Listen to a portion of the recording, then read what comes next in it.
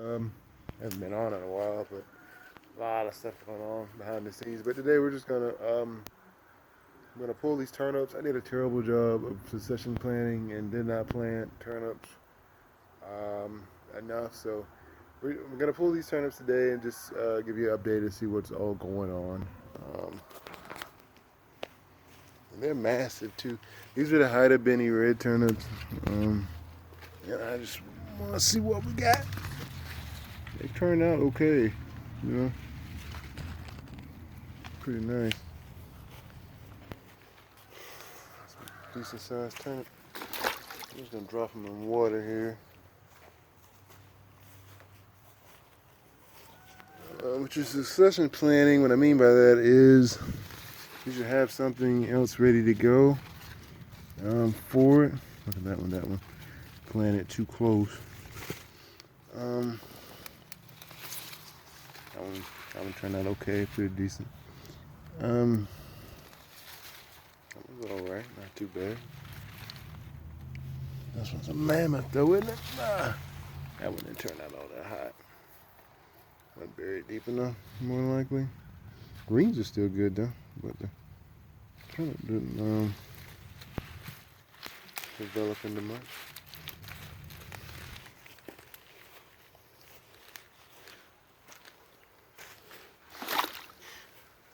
It rained a ton. I had planned on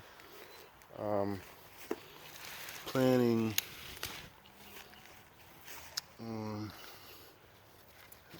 some more peas today, but it's just gonna look. That was a really nice. That's a beautiful turnip right there. Fantastic turnip. I plan on planting some more peas today, but we got some issues going on at my wife's property, so that stuff has to come first. Poor little garden comes last, I guess. But yeah, we got a nice haul here. It's not too bad. Like I said, I did a terrible job with succession planting.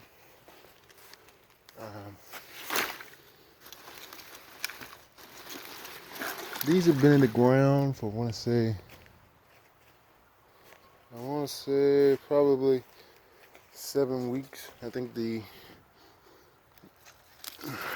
rate to full is I think anywhere from 30 or 45 to 50 days. So they're well within the range. This is some pretty greens on the top of them too. It just rained so much. I wanted to till up a nice little spot for. That's a nice one.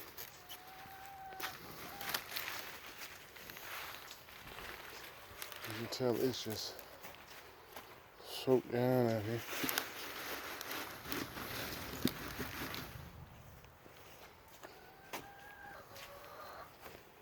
We got a lot of stuff going on out here, as you can see. A lot of experiments as to what works, what doesn't work, and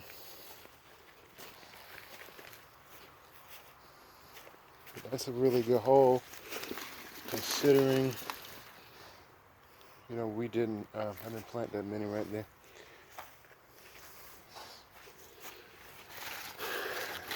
Let's see what we got. Not bad. Not bad in the slightest. Let me show you. That's a nice size turnip right there. I didn't really plan on them doing all so hot. But they grew really well. So what I'm gonna do is I'm gonna chop down the meat and potato part of it. These turnips, these greens can go. I'll pick out the ones that are actually look okay. Some of them got some bug bites on them. But the turnips themselves look really good. Now these are really easy plants to grow too, by the way. Well, I shouldn't say easy, not for everybody, but for most people, they're pretty easy to do it. Especially if you have like heavy clay soil.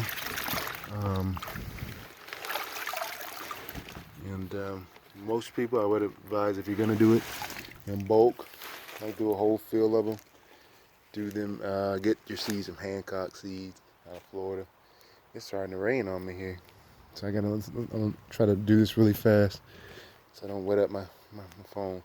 As you can tell, we still got broccoli still doing really well. It's growing in the shadow of all these peas. When I was saying succession planting, it was having some turnips already ready to go once those came up. And we do have more now, but I planted them way too late. I just wasn't expecting that. All the big greens that you see are all still our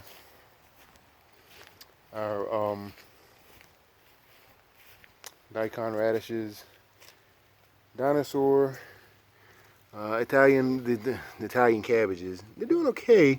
Some just started to come up now.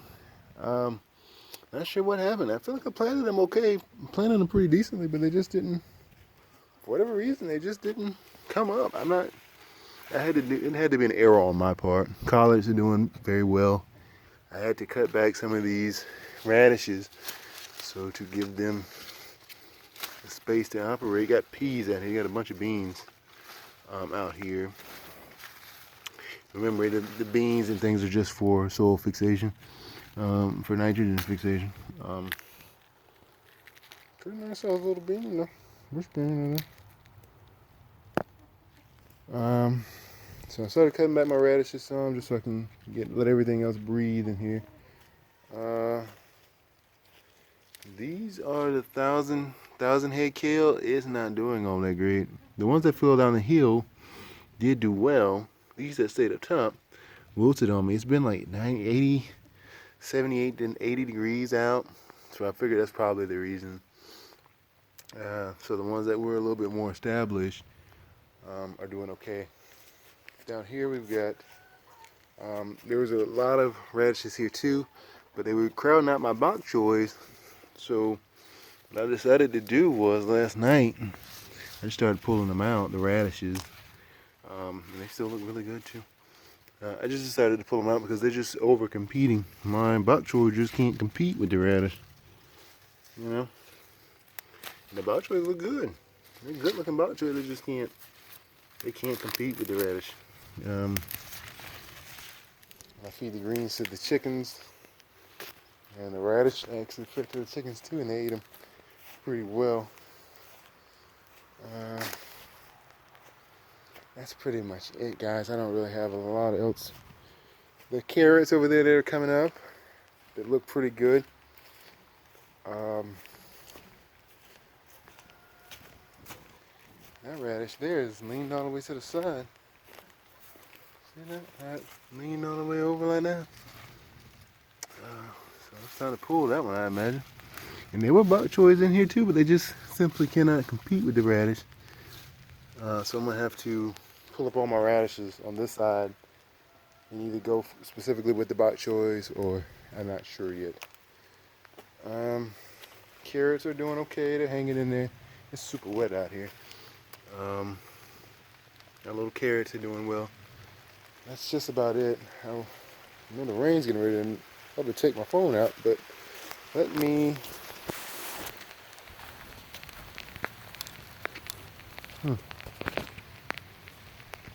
It's terrible. So the expansion has started, and we've expanded already. We went with the peas and radishes, and so we've expanded a little bit of time I had 2 weeks ago to do it, and everything is coming up quite nicely. No complaints about them. So hoping that we may run a test strip or two of collards out here as well. As you can tell, all the rows have come up. It's just peas and radishes and what else is out here? Clovers. My peas, I let them soak for probably like 10 hours before I planted them. And that's pretty much it. But it is expanded. I'm going to expand a little bit more, but I'm not going to have, just not getting the time to do so lately. Try to get out of this rain here. Oh yeah, you die.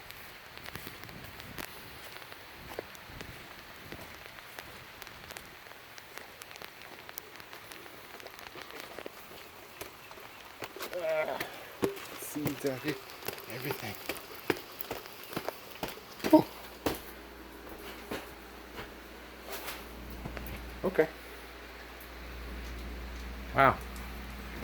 But as you can look out there and see, our little field is doing pretty well. Woo. I guess that's it for today, guys. I guess I had other plans. So I really can't, but I'm glad I got those turnips up. As far as the succession planning goes, I don't think it's too late to put these, put any more turnips down. So that's what I probably will do. I'll put some more turnips down, because I don't think it's too late. With the peas, it may be a little bit too early. The days are pretty much staying into like 78, 76, 75 degrees. So maybe a little bit too early. Let me show you something here while I got you. What I do is I soak my peas overnight. You don't soak them 24 hours, but just soak them at least 10 or so. I just put them in water and then let them sit in here. This helps them as far as when it comes to growing. I set them in a little bit of hot water, and I set them in a refrigerator we have outside. Trust me. Happy wife, happy life. You leave them in the refrigerator inside your house, it probably won't end well for you. But that's it for today, guys. And as you can tell, the garden looks really good. It's pretty much hands off now. I'm just waiting on time. A lot of the plants out there require a ton of time. Brussels sprouts, that 1,000-head kale, the dinosaur. The 1,000-head kale, the dinosaur, the Italian cabbage. A lot of those brassicas take a lot of time to develop, and so now it's pretty much hands off on this one. We're calling this garden over here Motherland. It's because she started it all out there. They call that Promised Land, right? We'll call that one out there, we'll call it Promised Land. Just because nothing out of there is promised for sure. But everything's growing okay right now. Just looking from there, I hadn't seen, I work pretty much all day, and and it's a lot. And then my wife works the evening, so it's not a lot of time that I get to get in my garden anymore. So when I see it, I probably only see it in the daylight and the weekends. So I'm always excited to see what happened. What did we succeed on? What did we fail at? Not too much failure out there. The only thing I would think is our Brussels sprouts are growing really slow. It seemed like they grew faster in the spring, and now I'm kind of dreading that I pulled them up, but I'll have to live with it. And out there, everything's going according to plan. I can't really, because of the rain, I really couldn't see what my peas to radish ratio was out there. I don't think it's too bad. It looks like we had some peas coming up, but I need to, hopefully this rain will die back a little later and we'll be able to see what's actually going on. So this first row here, we're running our peas and radishes, clovers. Of course, like I preached it, you know, clovers and peas are for nitrogen fixation, for fixing soil. That's that first little half there. The other side, we're gonna do the same thing, except I want to try to run rutabagas and collards and turnips on the other side. Just 3 test rows of that. There's a small portion where that little for dog, beware of dog sign is. That's going to be my herb section. So I already got catnip and bee balm and some other things I can't think off the top of my head right now. And so next year, I'm going to go ahead and plant those this year. What else? It's something else. It's not rosemary. Lavender. I got lavender seeds. I've got something else. Basil. That's right. And I've got basil. So I'm going to run those in that little section right here up front. But I'm also next year, I'm going to try to run catnip and basil periodically throughout the garden, throughout those rows that we have, because sometimes basil partnered up with tomatoes make for really nice tomatoes, a good flavored tomato, I should say. Catnip makes incredible tea, and when matched up with some other vegetables, it does really well too. So hopefully we get that done. Next year's garden, it'll be that big. So that's just the 25 by 50 feet. My wife pretty much told me I can't expand anymore without, you know, I want to, but we definitely have the space to do it. But we're going to test this first strip here and see what it does. Our turnips, once again, so we're going to run turnips down here. I've actually got some little seedlings that I started in the house, and they just grew terrible. And so I brought them outside because they just grew awful. It was supposed to be lavender up here, but they didn't all come up all that well. So I'll have to regrow them and see how they do on the outside. I just had terrible time this year growing them inside. I don't know what I did wrong. I got the grow lamps and everything. I'm not sure if it's the soil medium that I used, but everything just came out too leggy, and everything was just an epic failure. I'm not sure. Oh, here's my my little seed tree cuttings from the fig trees. They're still doing pretty well. Hanging in there. I got to change the water, and I should make use of what's going on outside and set them right there. I don't want to get wet. Kind of gardener don't want to get wet.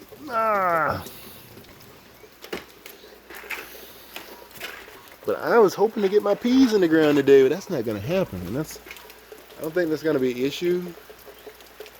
But I do think they'll probably germinate now because they've definitely been soaked in water. So I'm not sure where to make of them, where I'm going to put them at.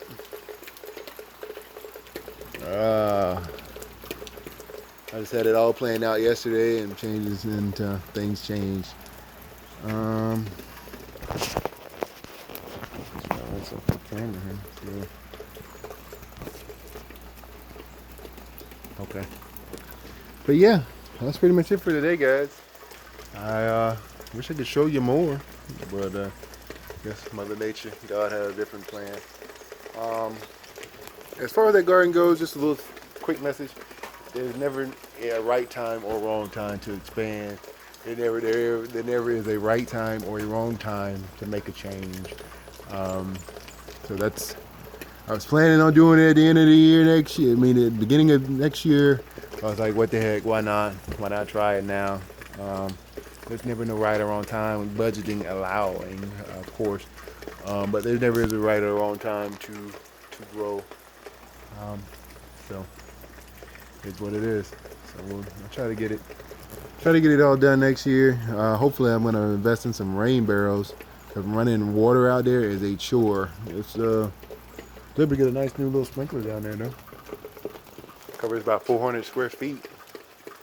But I still prefer to have rain barrels or maybe oil pots or something of that nature to help with the growing process, with the watering process. But that's it for today, guys.